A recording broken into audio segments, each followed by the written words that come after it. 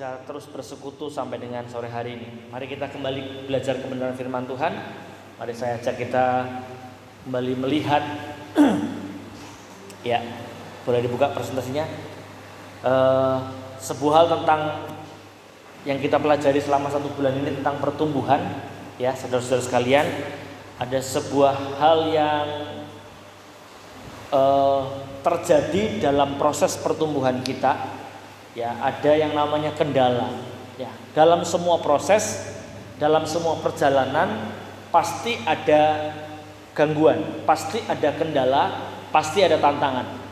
Demikian pada saat kita masuk dalam proses yang namanya pertumbuhan iman kita, pertumbuhan rohani kita, itu ada kendala pasti. Kita akan lihat sama-sama sore hari ini, ya. Mari kita buka Alkitab kita di dalam Surat Efesus pasal yang keempat ayat yang ke-15. Mari saya ajak kita baca ayat ini bersama-sama. Di depan sudah ditulis Efesus pasal 4 ayat yang ke-15. Mari baca 2-3. Tetapi dengan teguh berpegang kepada kebenaran di dalam kasih, kita bertumbuh di dalam segala hal ke arah Dia, Kristus yang adalah kepala. Yang percaya firman Tuhan sama-sama katakan amin. Jadi saudara sekalian, Rasul Paulus pada waktu itu kepada jemaat di Efesus, dia mengirim sebuah nasihat, dan saya yakin kalau itu ditulis dalam Alkitab, kita terima sampai dengan hari ini, berarti pesan itu juga buat kita semua. Ya, Rasul Paulus bilang begini, kita sebagai orang percaya itu harus bertumbuh memang. Jadi tidak ada pilihan lain, kita memang harus bertumbuh di dalam Tuhan, dan arah pertumbuhan kita, surat Efesus ini menulis dengan jelas bagi kita, adalah bertumbuh ke arah Kristus. Jadi kalau saudara mengiring Tuhan, ya, mengiring Tuhan itu kita sebetulnya kehidupan kekristenan itu, ujung akhir perjalanan kehidupan Kristen kita itu bukan bagaimana supaya masuk surga atau bagaimana supaya jangan masuk neraka.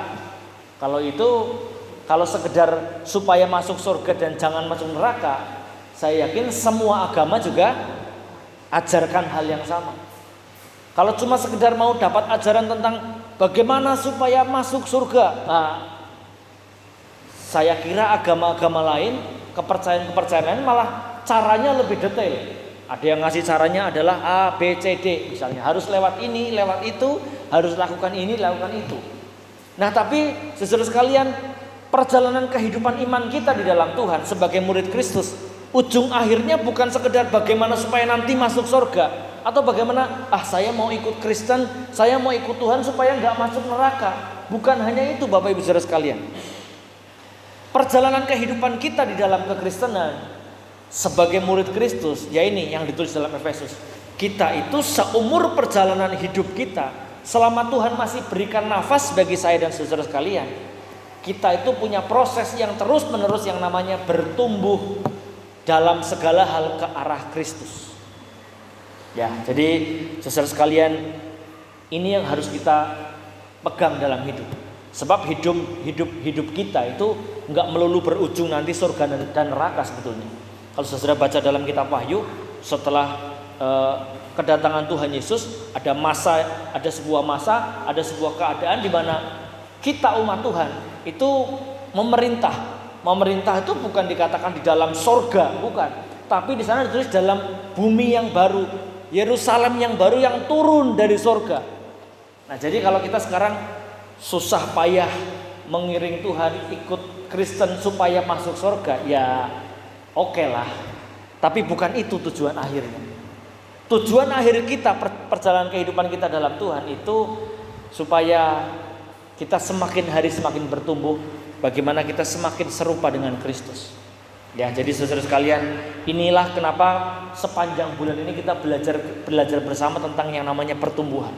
Jadi kita bertumbuh kayak anak kecil itu, dari bayi dia bertumbuh, lama-lama ya dia ya kayak bapaknya, gitu. Ya tua kayak bapaknya. Jadi saya sering bilang begini, kalau sama anak muda yang baru mau PDKT sama cewek atau cowok, cewek mau deket sama cowok, pesannya begini, kamu kalau mau lihat calon pasanganmu tuh tuanya kayak apa? Lihat ibunya kalau perempuan. Karena cepat atau lambat proses tumbuhnya nanti lama-lama kayak gitu kok. Gitu. Jadi kalau mau kenal pasangan kita nanti tua kayak apa? Lihat orang tuanya. Gitu. Kurang lebih itu ya nggak ada banyak yang dibuang lah. Ya kurang lebih jadinya kayak gitu. Bahkan ada orang yang bilang kalau lagi marah nih bilang kamu memang plek karo wong tuamu. Gitu. Itu kenapa gitu? Karena memang kita bertumbuh ke arah mana kita datang, yaitu secara fisik. Nah, karena kita adalah murid Kristus, kita diciptakan oleh gambaran Allah sendiri di hidup kita ini. Maka kalau kita bertumbuh, harusnya kita bertumbuh dalam segala hal itu ke arah Kristus. Ya, jadi jangan pengen kayak yang lain. Murid Kristus harus jadi kayak Kristus. Ya, bukan kita bilangin, "Alah, apa mau jadi orang yang sok rohani?" Enggak. Perjalanan proses kita untuk menjadi serupa dengan Kristus, jadi saya sampaikan di awal bahwa begini, itu memakan waktu seumur hidup kita. Jadi selama kita masih punya nafas, seumur hidup kita itu adalah perjalanan untuk kita terus bertumbuh ke arah Dia. Maka mumpung saudara sekalian kita sekarang masih punya nafas, kita masih sehat, ya kita masih bisa bergerak, pahami itu sebagai sebuah kesempatan untuk kita bisa semakin bertumbuh ke arah Kristus. Jadi hidup yang Tuhan kasih sama kita sampai dengan hari ini bukan sekedar untuk habiskan waktu untuk senang-senang saja, untuk usaha banyak-banyak, untuk kumpulkan uang yang banyak supaya beli emas segede gerbong, bukan. Tapi hidup yang Tuhan kasih buat kita sampai dengan hari ini, coba maknai ini supaya kita semakin hari berproses, semakin serupa dengan Kristus, semakin serupa dengan Kristus. Ya, mudah apa enggak? Enggak mudah. Kalau mudah itu ya satu hari jadi. Karena perjalanan perubahan untuk serupa ke arah Kristus itu bukan perjalanan seperti membalik telapak tangan. Hari ini bilang saya mau berubah seperti Kristus, hari Senin langsung seperti Tuhan Yesus. Enggak bisa. Ini memakan seluruh waktu kita. Jatuh, bangun lagi, lemah, minta Tuhan kuatkan lagi. Merasa geser dari tujuan Allah, minta Tuhan bawa balik. Seperti itu terus perjalanan hidup kita sampai nanti kita ketemu dengan Tuhan. Itu masa kita berjalan untuk berproses ke arah Dia, ya. Jadi saudara sekalian, kita mau belajar dari Tuhan Yesus. Mari saya ajak kita membuka sebuah ayat dalam Injil Matius pasal 11 ayat yang ke-29. Injil Matius pasal 11 ayat yang ke-29, satu ayat yang Tuhan Yesus bilang bagi kita sendiri untuk kita belajar dari pribadinya, ya. Jadi kalau kita mau belajar untuk serupa dengan Kristus, kita harus belajarnya dari Kristus. Nah, kalau kita mau pengen jadi kayak Superman, ya kita harus belajarnya dari Superman gitu. Kalau saudara pengen jadi kayak artis-artis, nah saudara banyak-banyaklah nonton infotainment gaya hidup artis, nanti lama-lama saudara ikut-ikut lah, walaupun maksa-maksa gitu ya, lama-lama ke bawah juga. Nah, maka kalau kita mau belajar serupa dengan Kristus, kita belajar dari Dia. Mari kita baca ayat ini. Injil Matius pasal 11 ayat yang ke-29. 2-3. Pikulah kuk yang kupasang dan belajarlah padaku, karena aku lemah lembut dan rendah hati, dan jiwamu akan mendapat ketenangan. Amin. Nah, saudara sekalian, ini adalah konsep atau cara atau salah satu tuntunan dari Tuhan Yesus sendiri untuk bagaimana kita bertumbuh ke arah Dia. Ya, Tuhan Yesus sering sampaikan pengajarannya lewat perumpamaan, lewat nasihat-nasihat, ya lewat perintah-perintah. Tapi dalam kalimat yang ditulis dalam Matius pasal 11 ayat yang ke-29 ini sebuah kalimat ajakan yang Tuhan Yesus sendiri berikan bagi kita supaya begini, kalau kamu mau belajar menjadi serupa dengan dan segambar dengan aku, maka ini loh, kalimat ini sendiri bilang begini, ayo belajarlah kepadaku. Ya, Tuhan Yesus bilang sendiri dalam kalimat itu. Ya, Dia bilang begini, aku, ya kalau kamu mau seperti aku, belajar dari aku. Karakterku yang paling jelas, ini Tuhan Yesus yang bilang, karakterku yang paling jelas yang harusnya kamu mau belajar adalah aku itu lemah lembut dan aku itu adalah pribadi yang rendah hati.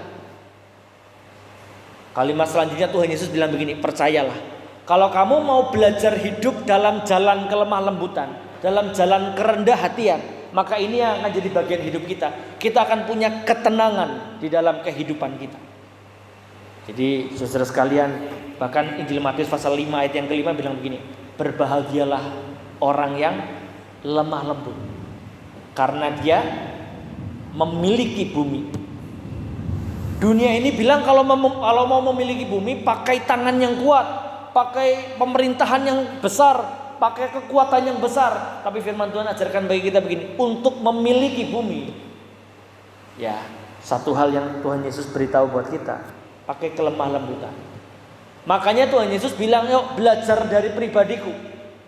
Ciri karakter pribadinya Tuhan Yesus yang itu harus jadi teman belajar perjalanan hidup kita adalah kelemah lembutan dan kerendah hatian. Nah, saudara sekalian, masalahnya dalam kehidupan kita, kata istilah lemah lembut dan rendah hati itu adalah istilah yang sangat enak didengar. Ya saudara, kalau yang dipengini ya, saudara kalau mau ini pasangan kita, anak kita atau orang tua kita, pasti kalau kita mau ngomong jujur, kalau bisa semua orang yang di sekeliling kita adalah orang yang lemah lembut dan rendah hati. Itu hal yang diinginkan oleh semua orang. Semua orang pengen nerima kelemah lembutan dan kerendah hatian dari orang lain. Tapi percayalah, untuk diri kita sendiri untuk melakukan hal ini bukan hal yang mudah. Makanya Tuhan Yesus sampai tegaskan kalimat ini buat kita, ayo belajarlah kepadaku. Kata belajar berarti butuh proses. Kata belajar berarti pada saat kita mau coba jadi pribadi yang lemah lembut, kita mau jadi pribadi yang rendah hati, pasti di sepanjang perjalanan pelajaran kita akan temui banyak kendala. Nah, beberapa hal yang akan kita lihat bersama-sama saudara sekalian. Ya, kenapa kita harus belajar lemah lembut dan rendah hati, dan ini yang Tuhan Yesus ajar bagi kita. Nah, sepanjang perjalanan kita belajar untuk jadi lemah lembut dan rendah hati itu ada beberapa kendala yang akan kita lihat. Yang pertama, next. Yang pertama, lemah lembut punya lawan yang pertama adalah kekuatan. Lemah itu lawannya kuat. Ya. Kenapa kekuatan itu jadi sebuah tantangan besar untuk kita belajar lemah lembut? Karena saudara sekalian, di dalam diri saya dan saudara sekalian, dalam diri manusia itu ada sebuah hal yang namanya ego. Wah, itu kalau sudah bicara yang namanya ego, itu selalu egonya dalam diri kita. Dia itu selalu dalam setiap hal berupaya mengambil alih seluruh keputusan dalam segala hal. Dia itu yang namanya ego diri kita, itu menyampaikan kepada pikiran kita bahwa begini, semua itu terjadi karena aku. Itu ego. Kalau bisa yang dapat paling banyak itu jangan dia, yang dapat paling banyak itu adalah aku. Kalau bisa yang berdiri di depan sana jangan orang lain lah, aku aja. Soalnya aku yang paling hebat, aku yang paling bisa, aku dan aku. Ketika suara aku ini mulai terdengar dari hati kita, maka ini yang namanya ego lagi main. Kalau bisa, kalau ada antrian panjang, caranya bagaimana lah, cari orang dalam supaya nggak ngantri. Puluhan orang lagi antrian beli tiket, wah kita cari, jangan-jangan ada orang yang kenal nih, ada petugas yang kenal supaya kita bisa beli, supaya kita nggak perlu antri. Padahal puluhan orang lagi antri. Itu namanya ego kita yang lagi main.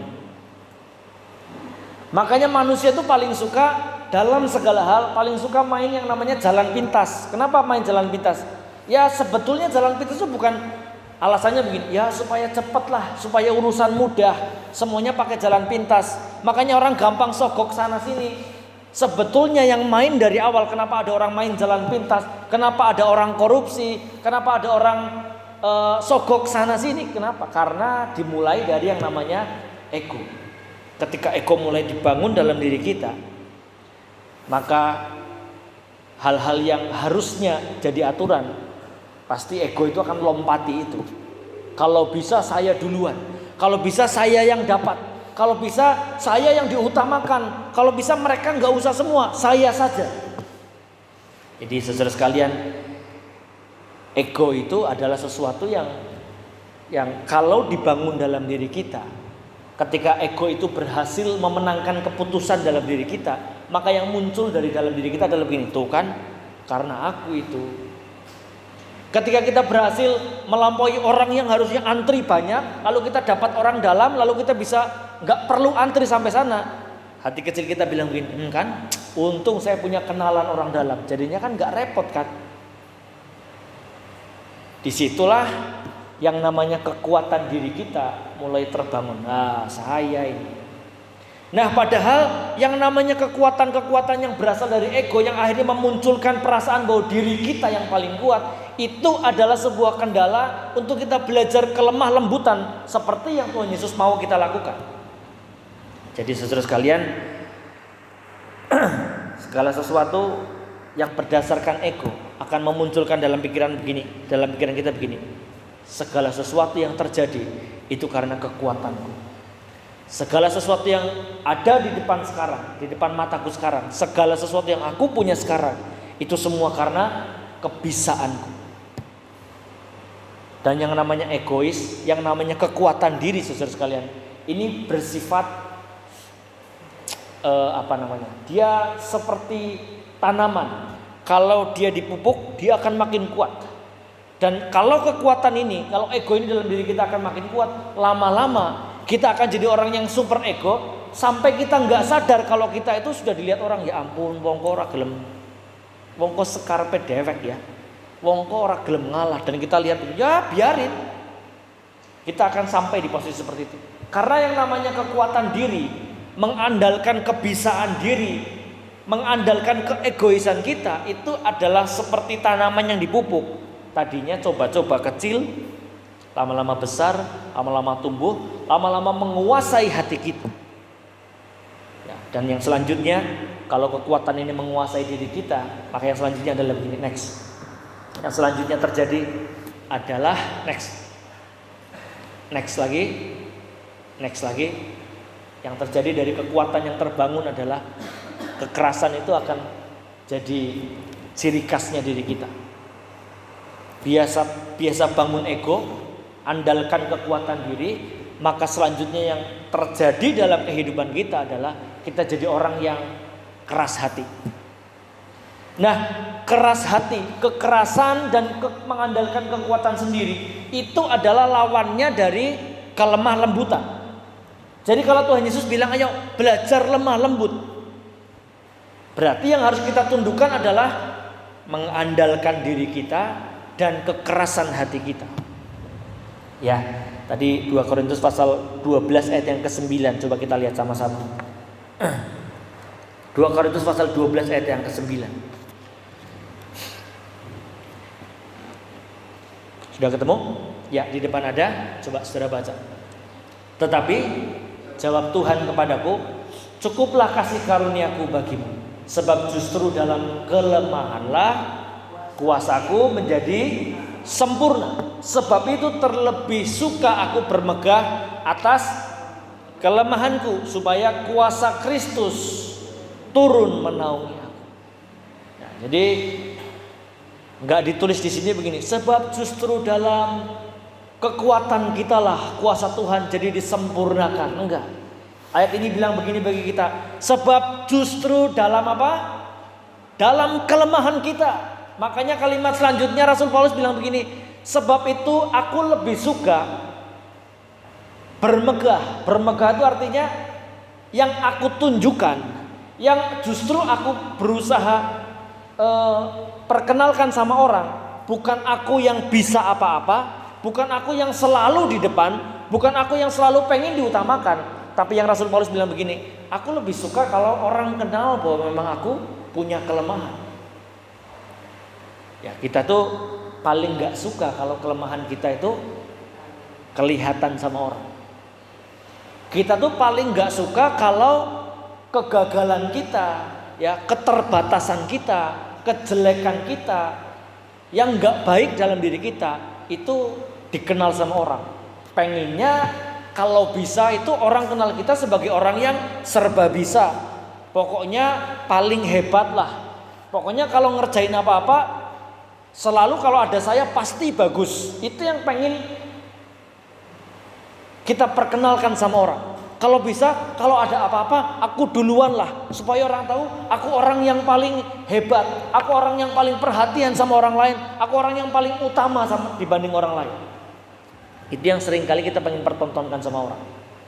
Padahal Rasul Paulus bilang begini, saat kita nggak mau tunjukkan bahwa kelemahan itu sebetulnya adalah bagian juga dari diri kita, maka kuasa Tuhan nggak bisa jadi sempurna kerja dalam hidup kita. Ya, maka Rasul Paulus bilang, aku lebih suka aku bermegah atas kelemahanku. Sebab ketika aku tahu bahwa aku punya kelemahan, maka disitulah, di titik itulah kuasa Tuhan itu sempurna bekerja. Jadi saudara sekalian, mari sama-sama pelajari bersama.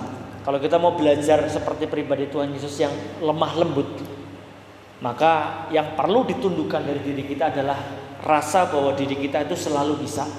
Rasa bahwa segala sesuatu datang atau terjadi karena kita, karena kekuatan kita. Rasa bahwa pokoknya orang lain nanti dululah. Orang lain pokoknya bagian belakang, saya dulu. Rasa yang seperti itu harus belajar kita tundukkan. Akui bahwa Tuhan kayaknya dalam segala hal itu kalau nggak sama-sama Tuhan, aku rasanya nggak mampu. Akui bahwa di dalam segala perkara, semua dari kita itu selalu butuh Tuhan. Ya, sebab pada waktu kita ngomong begini, aku bisa karena kekuatanku, itu sebetulnya dalam bahasa lain kita sedang bilang begini, aku nggak butuh Tuhan. Pada saat kita bilang begini, oh ada masalah di depan, oh gampang, saya sudah pernah bisa ngatasi itu, saya yakin kali ini pun dengan hebat saya akan bisa tangani. Saat kita sedang ngomong begitu, sebetulnya kita sedang bilang begini, Tuhan sorry, aku saat ini gak butuh Engkau, aku sudah punya pengalaman dan aku bisa hadapi yang ada di depanku dengan kekuatanku, sehingga maaf Tuhan, kali ini aku gak butuh Engkau. Jadi saudara sekalian, kelemah lembutan butuh ketundukan. Kelemah lembutan butuh penundukan diri kita. Sebab tanpa penundukan yang terjadi adalah kita andalkan kekuatan kita dan pada ujung akhirnya kita jadi orang yang keras hati. Ya, jadi saudara sekalian ini kayak urutan. Jadi kalau orang sudah biasa ego, itu akan suka mengandalkan kekuatan sendiri. Kalau sudah biasa mengandalkan kekuatan sendiri, maka dia jadi orang yang keras hati. Ciri orang yang keras hati seperti apa? Paling gampang begini, gampang bertikai sama orang. Dan kalau sudah bertikai, lama banget, gak selesai-selesai bertikainya. Pokoknya gampang bilang begini, saya lihat ya, pokoknya kalau dia gak duluan datang sama saya minta maaf, saya gak akan pernah minta maaf. Kalau dia gak duluan nyapa saya dulu, jangan harap saya nyapa dia. Ini orang sudah dalam titik yang keras hati. Kenapa bisa orang dalam posisi seperti itu? Itu bukan tiba-tiba. Itu dibangun dari pertama mulai tumbuhkan ego, lalu biasakan andalkan kekuatan sendiri. Akhirnya jadi orang yang keras hati. Dan orang yang keras hati, ya karena keras, saudara sekalian, patung itu kalau mau dibentuk, kalau materialnya terlalu keras, maka besi pahat itu bukan akan membentuk, tapi justru akan memecahkan material batu yang terlalu keras. Susah dibentuk kalau keras. Makanya kelemah lembutan itu perlu penundukan. Karena di mana ada penundukan, maka kehidupan akan lebih mudah dibentuk oleh Tuhan. Ya, makanya saudara sekalian, ya semua dari kita coba kita melihat diri. Kalau suatu waktu kita sampai di sebuah titik kita bilang begini, pokoknya kalau dia nggak datang sama saya dulu, pokoknya kalau dia nggak perbaiki dulu salahnya dia sama saya nggak akan pernah memulai komunikasi sama dia. Nah, kalau sudah sampai di situ, hati-hati. Itu sudah sudah akut. Ego yang akut itu cirinya adalah keras hati. Orang keras hati itu bukan tiba-tiba, enggak. Karena sudah dibangun dulu. Dan itu akan menjadi sebuah penghalang untuk kita belajar apa yang Tuhan Yesus bilang. Ayo belajar lemah lembut. Kelemah lembutan butuh penundukan. Kelemah lembutan butuh kalahkan kekerasan hati. Kelemah lembutan butuh kalahkan kekuatan diri. Selalu bilang begini, aku butuh Tuhan, aku butuh Tuhan, aku butuh Tuhan. Kalau kita biasakan diri kita, bangun kepercayaan dalam hati kita bilang, aku selalu butuh Tuhan, maka kapanpun kita nggak akan gampang-gampang untuk bangun kekerasan hati dalam diri kita. Nggak akan gampang-gampang kita konflik sama orang. Ya Tuhan, aku lemah, aku dengar omongan kayak gitu memang nggak enak banget Tuhan. Aku butuh Engkau untuk buat hatiku nggak gampang sakit hati sama orang. Kalaupun saat itu aku sakit hati, Tuhan bantu aku untuk saat itu bisa mulai belajar mengampuni dia. Kalaupun aku belum bisa, Tuhan buat hatiku penuh damai sejahtera, sehingga kapanpun aku ketemu sama dia, aku nggak simpan itu sakit hatiku gara-gara omongannya dia. Ya, jadi saudara sekalian, mari belajarin. Yang kedua, yang terakhir, next. Lawan dari lemah lembut adalah tadi kekerasan dan kekuatan diri. Yang selanjutnya adalah rendah hati, terus sampai bawah. Next, ya. Yang kedua atau yang terakhir adalah begini. Tadi Tuhan Yesus bilang kalau mau belajar seperti Tuhan, belajar yang namanya kelemah lembutan. Yang kedua, belajar yang namanya kerendahan hati. Lawannya rendah hati adalah kesombongan. Ya, kesombongan itu ya lawannya rendah hati tinggi hati. Arti kata tinggi hati kan sombong, gitu ya. Jadi kesombongan itu adalah penyakit paling dasar dari manusia. Memang manusia itu ya gampang tergoda untuk sombong lah. Ya dalam segala hal, saudara, paling gampang kelihatan, coba saudara perhatikan ya. Kalau ibu-ibu mungkin nggak perhatikan, tapi kalau saya karena bapak-bapak, saya sering memperhatikan. Memperhatikan apa? Ibu-ibu kalau lagi ngobrol. Ya, kalau ibu-ibu lagi yang sebaya lah, misalnya ibu-ibu sama-sama punya anak satu, lagi cerita, yang satu cerita satu anaknya, yang dengerin ibu yang lainnya pasti nggak dengerin, dia akan berusaha cerita tentang anaknya juga. Oh ya, anakku anakku kemarin anakku udah bisa belajar jalan. Oh ya sama, anakku juga kemarin malah sudah lari. Misalnya begitu. Ibu-ibu mungkin nggak perhatikan. Kalau saya perhatikan, ya itu bukan apa-apa. Mungkin karena memang ibu memang saking bangganya sama anak ya. Gitu. Mami saya almarhum dulu kalau ngobrol sama orang, kalau cerita tentang saya tuh saya yang denger risih gitu. Kenapa? Ngapain sih dicerita-ceritain gitu ya. Tapi itu kebanggaannya seorang ibu, cerita tentang kehebatan anaknya, tentang kebiasaan anaknya. Tapi itu sebetulnya mencirikan begini, memang dasarnya manusia itu adalah gampang tergoda dengan yang namanya kesombongan. Nah, makanya kalau pas kumpul-kumpul begitu, yang satu ibu ini cerita tentang hebatnya anaknya, yang satu pasti nggak mau kalah. Oh, anak saya lebih hebat ini. Nanti yang satu kalau anaknya kira-kira nggak begitu hebat, diam aja pasti. Tapi dalam hati begini, alah, nggak mungkin gitu. Alah, nggak percaya anaknya gitu. Anak saya IP-nya 2,7 misalnya. Wah, anak saya IP-nya 6. Padahal IP cuma sampai 4 misalnya. Anak saya mobilnya Alphard, anak saya naiknya Alfred.